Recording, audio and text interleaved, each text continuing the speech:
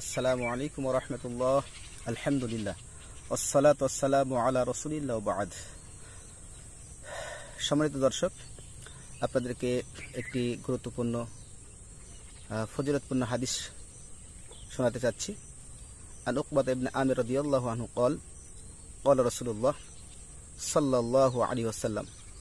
উকবা ইবনে আমির রাদিয়াল্লাহু আনহু তে বর্ণিত, তিনি বলেন, রাসূলুল্লাহ সাল্লাল্লাহু আলাইহি ওয়াসাল্লাম বলেছেন, ইন্না সাদাকা লা তুতফিউ আন আহলিহা হাররাল কুবুর।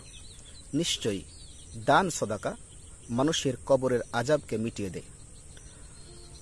ওয়া ইন্নামা ইয়াস্তাদিল্লুল মুমিন ইয়াওমাল কিয়ামাতি ফি যিল্লি সাদাকাতিহি। আর মানুষ কিয়ামতের দিন তার দানের ছায়ার নিচে আশ্রয় গ্রহণ করবে।